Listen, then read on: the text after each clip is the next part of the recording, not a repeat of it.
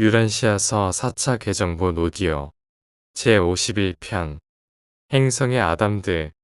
행성 영주의 섭리기간 동안 원시 인간은 자연적 진화의 한계에 도달하고 이 생물학적 성취는 책의 군주가 그러한 세계의 두 번째 서열의 아들인 생물학적 계량자들을 파송할 신호가 된다. 이 아들들은 두 명인데 물질 아들과 물질 딸로 불린다. 일반적으로 이들은 행성에서 아담과 이브로 알려져 있다. 사타니아의 최초 물질 아들은 아담이며 생물학적 계량자로서 체계의 여러 세계로 파견되는 이들은 항상 이 최초의 물질 아들의 이름을 따른다. 이 아들들은 창조 아들이 거주 세계에 주는 물질적 선물이다. 행성 영주와 함께 그들은 배치된 행성에서 그 구체의 진화 과정 전체를 함께한다. 행성 영주가 있는 세계에서의 이런 모험은 크게 위험하지 않지만 영적 통치자가 없고 행성 간 통신이 단절된 배반의 행성에서는 그런 사명이 심각한 위험을 동반한다. 사타니아의 모든 세계와 다른 체계에서 이 아들들이 하는 일에 대해 모두 알 수는 없지만 다른 논문들이 예루셈의 생물학적 계량자 집단에서 유란시아의 종족들을 향상시키기 위해 온 흥미로운 쌍 아담과 이브의 생애와 경험을 더 자세히 묘사한다. 비록 너희 토착 민족들을 향상시키려는 이상적인 계획이 실패했지만 아담의 사명은 결코 헛되지 않았다. 유란시아는 아담과 이브의 선물로 막대한 이익을 얻었고 그들의 동료들과 하늘의 회의에서는 그들이 한 일은 전혀 손실로 간주되지 않는다. 1. 하나님의 물질 아들들의 기원과 본성. 물질 아들과 딸, 즉 남성과 여성인 이들은 창조 아들의 자손이다. 우주 어머니 영은 이 존재들의 생성에 참여하지 않으며 이들은 진화세계에서 신체적 계량자로서 활동하도록 예정되어 있다. 물질 아들 서열은 지역 우주 전반에서 동일하지 않다. 창조 아들은 각 지역 체계에 이러한 존재를 단 한 쌍만 생산한다. 이 원래의 쌍들은 본질적으로 다양하여 각 체계의 생명 패턴에 적응해 있다. 만약 그렇지 않으면 아담의 번식 잠재력은 해당 체계에 진화하는 필사 존재들과는 관련이 없어지므로 이는 필수적 규정이다. 유란시아에 온 아담과 이브는 원래의 사타니아의 한 쌍인 물질 아들들의 후손이다. 물질 아들들의 키는 2.4m에서 3m까지 다양하며 그들의 몸은 빛나는 보라색 빛으로 빛난다. 물질적 혈액이 그들의 물질 몸을 순환하는 동안 그들은 신성한 에너지로 충전되고 하늘의 빛으로 가득 차 있다. 이 물질 아들, 아담과 물질 딸, 이브는 서로 동등하며 오직 생식 본성과 일부 화학적 자질이 다르다. 그들은 동등하지만 남자와 여자로 구분되어 서로 보완적 관계를 이루고 거의 모든 임무를 쌍으로 수행하도록 설계되어 있다. 물질 아들들은 이중 영향을 공급받는다. 그들의 본성과 구조가 정말로 이중이며 이들은 그 영역의 물리적 존재들처럼 물질화된 에너지를 흡수하는 한편 그들의 불멸의 존재는 우주 에너지를 자동으로 직접 흡수하여 유지된다. 만약 그들이 임무에 실패하거나 의식적이고 의도적으로 반항한다면 이 아들들은 고립되어 빛과 생명의 우주 근원과 단절된다. 그 결과 그들은 실질적으로 물질적 존재가 되어 배치된 세계에서 물질적 삶을 살아가며 우주 심판관들의 판결을 받아들여야 한다. 물질적 죽음은 결국에 그러한 불행하고 지혜롭지 못한 물질 아들이나 딸의 행성 생애를 마치게 할 것이다. 최초 또는 직접 창조된 아담과 이브는 지역 우주의 다른 모든 서열의 아들들처럼 선천적인 본질로 인해 불멸하지만 그들의 아들과 딸들은 불멸 잠재력이 감소된 특징을 가진다. 이 원래의 쌍은 그들이 낳은 아들과 딸에게 무조건적인 불멸을 전할 수 없다. 그들의 후손은 지속적인 생명을 유지하기 위해 영의 마인드 인력 회로와 끊임없이 지적 동기화를 유지해야 한다. 사타니아 체계가 시작된 이후 13명의 행성 아담은 반란과 불이행으로 사라졌고 68만 1204명의 하위 책임자들도 잃었다. 이 탈퇴의 대부분은 루시퍼 반란 당시 일어났다. 체계 수도에서 영구 시민으로 살면서 심지어 진화하는 행성에 내려가는 임무를 수행할 때에도 물질 아들들은 생각 조절자를 소유하지 않는다. 그러나 바로 이러한 봉사들을 통해 그들은 조절자에 깃드는 영향력과 파라다이스 상승 생애를 위한 체험적 능력을 얻는다. 이 독특하고 놀라운 존재들은 영적 세계와 물리적 세계를 연결하는 고리 역할을 한다. 그들은 체계 본부에 집중되어 있으며 그곳에서 물질 시민으로서 자손을 낳고 살아가며 진화 세계로 파송된다. 행성에서 근무하는 다른 창조된 아들들과 달리 물질 서열의 아들은 본래부터 유란시아 거주자와 같은 물질 인간에게 보인다. 이 하나님의 아들들은 눈에 보이고 이해될 수 있으며 실제로 시간 세계의 존재들과 교류하고 그들과 함께 자손을 낳을 수도 있다. 그러나 생물학적 계량의 역할은 보통 행성 아담들의 후손에게 맡겨진다. 예루셈에서 아담과 이브의 충성스러운 자녀는 모두 불멸하지만 물질 아들과 딸이 진화하는 행성에 도착한 후에 낳은 자손들은 자연사로부터 면제되지 않는다. 이 아들들이 진화 세계에서 생식 활동을 위해 다시 물질화될 때 생명 전달 메커니즘의 변화가 발생한다. 생명 운반자들은 계획적으로 행성 아담과 이브의 자손에게 불멸의 능력을 부여하지 않는다. 그들이 실패하지 않으면 행성 임무를 수행하는 아담과 이브는 무한히 살 수 있지만 그들의 자녀는 일정한 한계 내에서 각 세대마다 점차적으로 수명이 줄어드는 경험을 하게 된다. 이 행성 아담들의 이동 사람이 사는 또 다른 세계가 물리적 진화의 정점에 도달했다는 소식을 들은 책의 군주는 책의 수도에서 물질 아들과 딸들로 이루어진 군단을 소집한다. 그런 다음 해당 진화 세계의 필요에 대해 논의한 후 자원한 이들 중에서 선인 물질 아들 집단의 아담과 이브 2명이 선택되고 그들은 새로운 기회와 위험이 기다리는 세계로 떠나기 위해 수송 세라핌에 둘러싸여 깊은 잠에 들어간다. 아담과 이브는 준물질 존재이므로 세라핌이 그 상태로는 수송할 수 없다. 이들이 배치된 세계로 수송되기 위해서는 책의 수도에서 비물질화를 거친 후에야 세라핌에 의해 수송될 수 있다. 수송 천사들은 물질 아들과 다른 준물질 존재들에게 이러한 변화를 일으킬 수 있으며 이를 통해 그들이 천사 속에 둘러싸여 한 세계에서 다른 세계로 공간을 통해 이동할 수 있게 된다. 이 수송 준비에는 약 3일이 소요되며 도착 후에는 생명 운반자의 협조로 비물질화된 존재를 정상 상태로 회복시켜야 한다. 아담들을 예루셈에서 진화 세계로 옮기는 데에 비물질화 기법이 있지만 그들을 그 행성에서 밖으로 옮기는 데는 전체 행성을 비우지 않는 한 없다. 만약 행성이 물리적 재앙으로 파괴될 경우 멜기세덱과 생명 운반자들은 생존자를 위해 비물질화 기법을 적용하고 세라핌에 의해 이들은 새로운 세계로 수송되어 계속 생존할 수 있다. 인류의 진화가 공간의 한 세계에서 시작되면 그 행성의 물리적 유지는 자체적으로 진행되며 진화 시대 동안 행성 아담과 이브는 특별한 경우를 제외하고는 그들이 선택한 세계를 떠나지 않는다. 목적지인 행성에 도착하고 나서 물질 아들과 딸은 생명 운반자들의 지시에 따라 다시 물질화된다. 이 과정 전체는 유란시아 시간으로 10일에서 28일이 걸린다. 세라핌 속에 잠든 사이에 무의식은 다시 조립하는 이 기간 내내 계속된다. 육체적 유기체의 재조립이 완료되면 그들은 예루셈에서 비물질화 과정을 따르기 전처럼 그들의 새로운 집과 새로운 세계에 서게 된다. 3.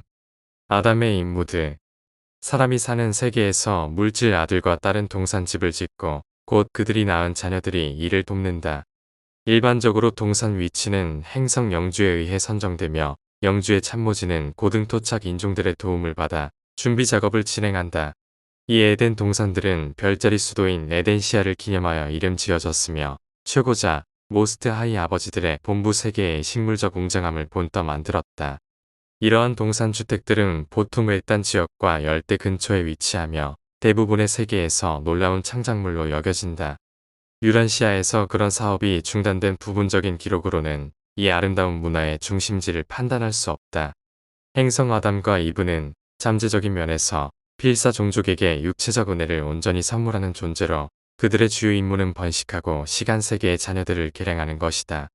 그러나 동산의 민족과 세상의 민족은 즉시 섞이지 않으며 아담과 이브는 여러 세대 동안 진화하는 필사자들과 격리된 채 자기의 서열에 강한 민족을 구축한다. 이것이 보라 민족의 기원이다. 행성 영주와 그 참모진이 종족 개량 계획을 준비하고 아담과 이브가 이를 집행한다. 바로 여기서 너희의 물질 아들과 그 동반자는 유란시아에 도착했을 때 극에 불리한 처지에 놓여 있었다. 칼리가스티아는 아담의 임무에 교활하고 효과적인 저항을 했다. 반역한 행성 영주의 존재로 인한 내재된 행성의 위험에 대해 유란시아의 멜기세덱 관리자들이 아담과 이브 2사람에게 적절히 경고했지만 이 반란 주모자는 교활한 기략으로 술책을 써서 에덴의 쌍에 허를 찔렀고 눈에 보이는 너희 세계의 통치자가 책임진 약속을 어기게 만들었다. 이 반역한 행성 영주는 너희의 아담과 이브를 위태롭게 하는 데는 성공했지만 루시퍼 반란에 그들을 끌어들이려는 노력은 실패했다. 제5 서열의 천사들, 즉 행성 조수들은 아담의 임무에 소속되어 있으며 행성 아담들이 그들의 세계 모험을 떠날 때 항상 동행한다. 최초에 배치되는 군단은 보통 약 10만 명이다. 유란시아의 아담과 이브의 임무가 예정보다 일찍 시작되었을 때 그들이 예정된 계획에서 벗어났고 그들의 부적절한 행동에 대해 훈계한 천사는 동산의 목소리 중 하나였다. 이 사건에 대한 너희의 이야기는 너희 행성의 전통이 초자연적인 모든 일을 주 하나님께 돌리는 경향을 잘 보여준다. 동산의 목소리인 천사의 동료와 하위 존재들의 말씀과 행동을 유란시아인들은 모두 일반적으로 하나님이 한 것으로 되기 때문에 우주 아버지의 본성에 대해 종종 혼란하게 된다. 아담과 이브의 경우 동산의 천사는 바로 당시 근무 중이던 행성 조수들의 우두머리인 세라핌 솔로니아였으며 그는 신의 계획이 실패했음을 선언하고 멜기세덱 관리자들이 유란시아로 돌아올 것을 요청했다. 2차 중도인들은 아담의 임무 과정에서 출생하며 행성 영주의 참모진과 마찬가지로 물질 아들과 딸의 후손은 두 가지 서열을 가진다. 하나는 육체적 자손이고 다른 하나는 2차 중도인들이다. 물질이지만 보통은 눈에 보이지 않는 이 행성 봉사자들은 문명의 진보와 심지어 사회 발전과 영적 진보를 뒤엎으려고 애쓸지도 모르는 반항하는 소수 집단을 복종시키는데 크게 기여한다.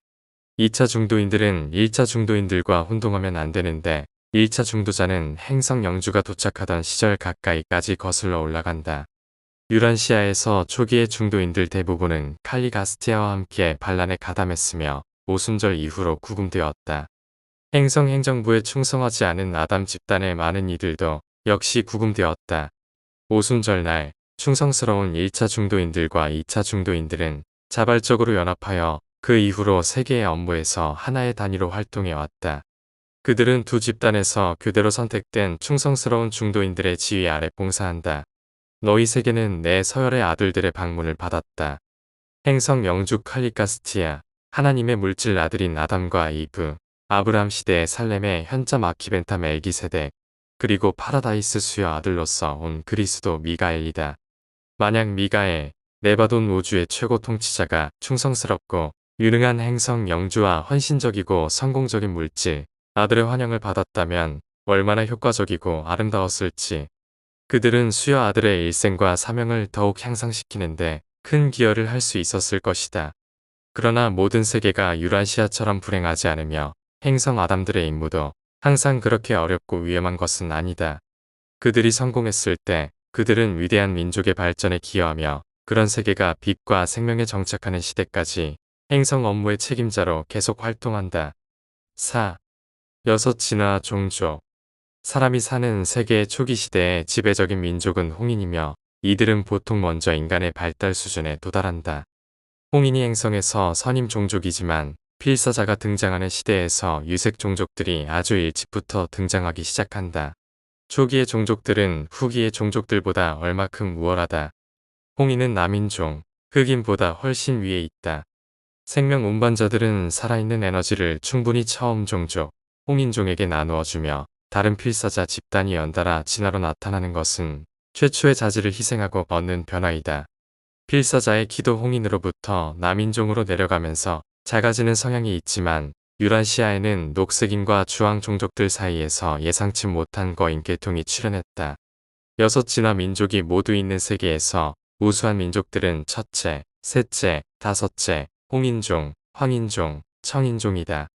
진화 민족들은 지적 성장과 영적 발전의 능력이 이처럼 번갈아 생기며 둘째, 넷째, 여섯째는 얼마큼 자질을 적게 부여받는다. 이 2차 종족들은 어떤 세계에는 없는 민족이며 많은 다른 세계에서 멸종한 민족이다. 너희의 우수한 청인이 혼혈이 된 백인종 안에 지속하는 것을 제외하고 유라시아에서 대체로 우수한 청인을 잃어버린 것은 불행이다. 너희의 주황 및 녹색 혈통을 잃어버린 것은 그다지 심각한 문제가 아니다. 여섯 또는 새 유색 인종의 진화는 홍인 최초의 자질을 저하시키는 것처럼 보이지만 필사자에 의응해서 무척 바람직한 변이를 제공하며 다양한 인간의 잠재력에 대한 달성할 수 없는 다른 표현을 가능하게 한다. 이러한 변형들은 그 이후에 수입된 아담 민족, 곧 보라 민족에 의해 개량한다면 인류 전체의 진보에 유익하다. 유란시아에서 이 통상적인 종족 융합 계획이 광범위하게 수행되지 않았고 종족 진화 계획의 미이행으로 인해 너희 세계에 남아있는 초기 종족들을 관찰하는 것만으로 정상적인 거주 행성에서 종족들의 상태에 대해 이해하는 것을 불가능하게 만들었다. 종족이 발전하는 초기 시절에는 홍인, 황인, 청인이 서로 교배하는 경향이 약간 있다. 이와 비슷하게 주황인, 녹색인, 남색 종족들이 서로 섞이는 경향이 있다. 뒤떨어진 인간들은 보통 진보한 종족들에 의해 노동자로 이용된다. 이것이 초기 시대의 행성들에서 노예 제도의 기원을 설명한다. 주황인은 보통 홍인에게 정복되고 하인의 지위로 전락하며 전멸되기도 한다. 황인과 홍인은 교류하고 어울리지만 항상 그렇지는 않다. 황인은 보통 녹색인을 노예로 삼고 청인은 남색, 인디고인을 굴복시킨다. 이 원시인 종족들은 뒤떨어진 동료들을 강제 노동에 이용하는 것을 유란시아인이 말이나 가축을 사고 파는 것처럼 대수롭지 않게 여겼다. 대부분의 정상세계에서는 강제된 노예 상태가 행성 영주의 섭리 시대까지 진행되지 못한다. 하지만 정신장애자와 사회에서 비행을 저지른 자들은 흔히 아직도 강제 노동을 하도록 강요된다. 그러나 모든 정상 구체에서 이 종류의 원시 노예 제도는 수입된 보라 민족, 곧 아담 민족이 도착한 뒤에 곧 폐지된다. 이 여섯 진화 민족은 아담 개량자들의 자손과 융합함으로 섞이고 향상될 운명을 가지고 있다. 그러나 이 민족들이 섞여지기 전에 열등하고 부적당한 자는 대체로 제거된다. 행성 영주와 물질 아들은 다른 적절한 행성 당국과 함께 번식하는 혈통의 적성에 대하여 판결을 내린다. 유란시아에서 그러한 극단적 계획을 집행하기가 어려운 것은 너희 세계 민족들 중에 개인이 생물학상으로 건전한지 그렇지 않은지 판결할 유능한 재판관들이 없기 때문이다. 이런 장애가 있어도 아주 두드러지게 부적당하고 결함이 있고 퇴화되고 반사회적인 혈통의 생물학적 자격을 박탈하는데 너희가 합의할 수 있어야 할 것으로 보인다. 5. 종족의 혼합, 아담 피의 수요. 행성 아담과 이브가 사람이 사는 세계에 도착할 때 그들은 기존 종족의 지적 존재들을 어떻게 개량하는 것이 최선인지 상관들로부터 충분히 교육을 받았다. 그 절차의 계획은 균일하지 않다. 많은 것이 관리하는 그 쌍의 판단에 맡겨지며 특히 유란시아와 같이 어지럽고 반란이 있던 세계에서는 실수가 드물지 않게 일어난다. 보라 민족들은 보통 자체 집단이 100만 명을 넘을 때까지 그 행성의 토착민과 혼합을 시작하지 않는다. 그러나 그동안의 행성 영주의 참모진은 말하자면 하나님들의 아이들이 사람의 민족들과 하나가 되려고 내려왔다고 선포한다. 우수한 종족 혈통에 속하여 자격을 갖춘 자들은 에덴 동산으로 나아갈 수 있다. 그리고 거기서 새로운 혼합 등급의 인류에게 진화적 아버지와 어머니로서 아담의 아들 딸의 선택을 받는다고 선포될 그 날을 사람들은 열심히 고대한다.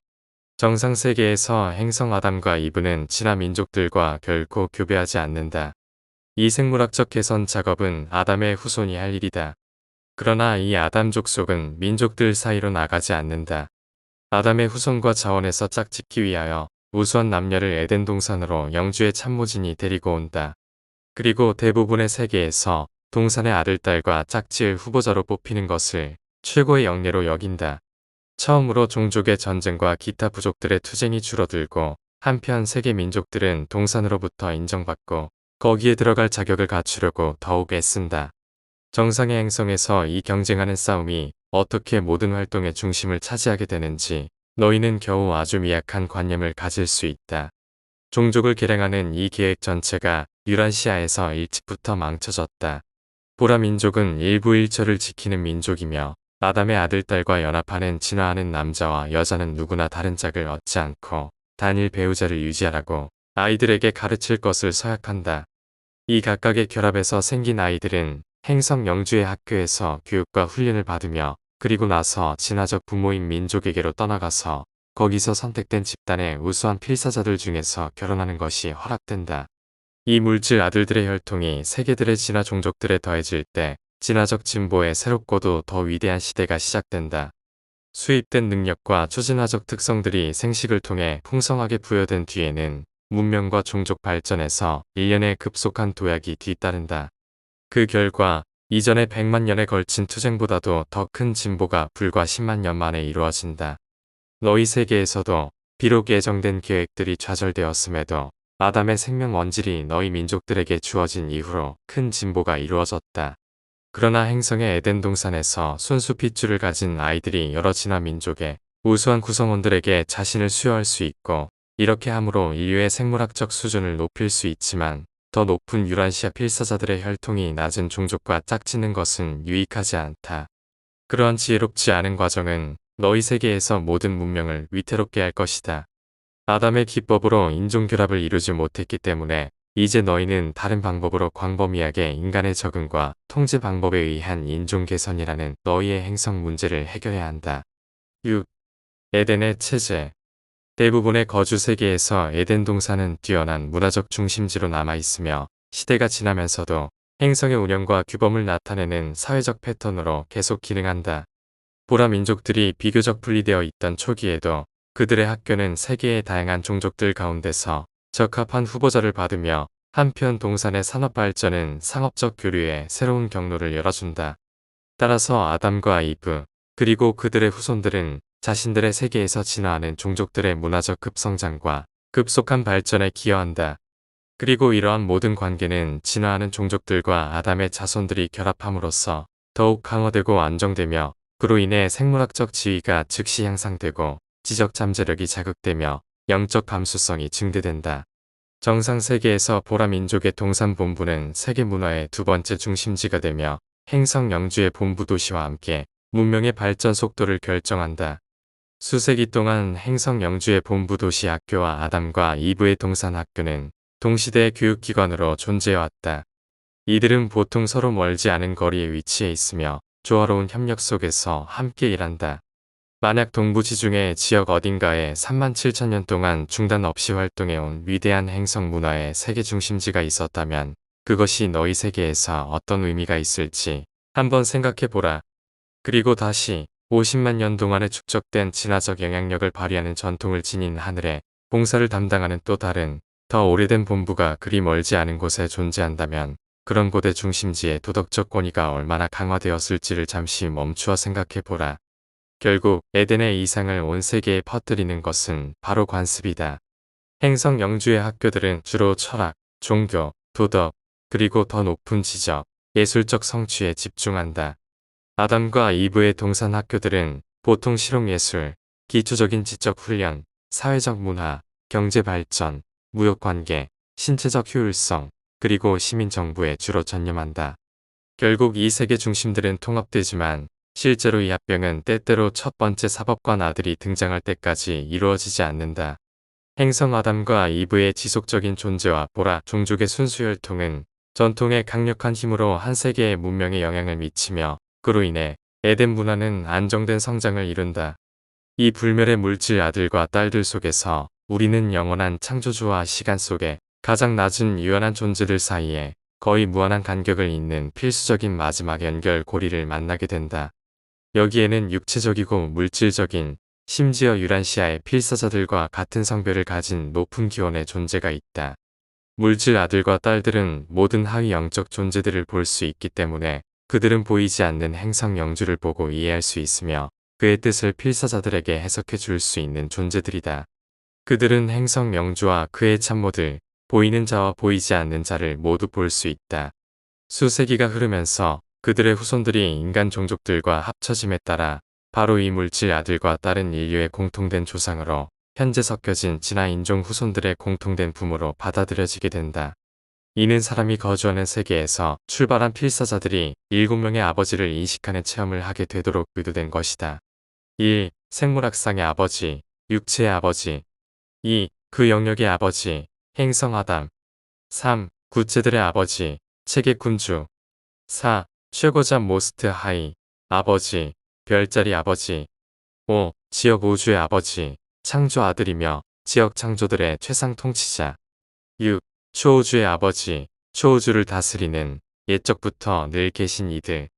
7. 영아버지 또는 하보나 아버지, 우주의 아버지. 그는 파라다이스에서 거하며 온 우주에 사는 낮은 생명 존재들의 마인드 속에서 살면서 일하도록 그의 영을 수여한다. 7. 연합된 행정. 때때로 파라다이스의 아보날 아들들이 사법적 행동을 위해 사람이 거주하는 세계로 오지만 사법권 임무로 도착하는 첫 번째 아보날은 시공간에 진화하는 세계에서 네 번째 섭리 시대를 시작한다. 이 사법권 아들은 보편적으로 받아들여지는 몇몇 행성에서 한 시대 동안 머물며 그로 인해 행성은 세 명의 아들, 즉 행성 영주, 물질 아들, 그리고 사법관 아들의 합동 통치 아래 번영한다. 이 중 후자의 두 아들은 그 세계의 모든 거주자들에게 보이게 된다.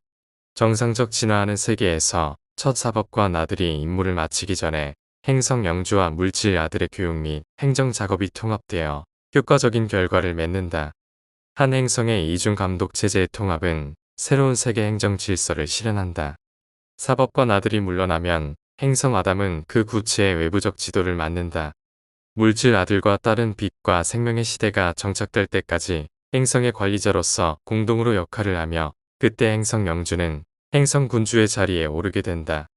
진화가 진전된 이 시대의 아담과 이브는 그 영역에서 영화롭게 된 공동 총리 역할을 하게 된다. 진화하는 세계에 통합된 새로운 수도가 잘 자리 잡고 유능한 하위 행정관들이 적절히 훈련을 받기 시작하면 하위 수도들이 먼 지역과 다양한 민족들 사이에 세워진다. 또 다른 섭리시대의 아들이 도착하기 전에 이러한 하위 중심들은 50개에서 100개까지 조직될 것이다. 행성 영주와 그의 참모진은 여전히 영적이고 철학적인 활동 영역을 육성한다. 아담과 이브는 그 영역의 물리적, 과학적, 경제적 상태에 특히 주의를 기울인다.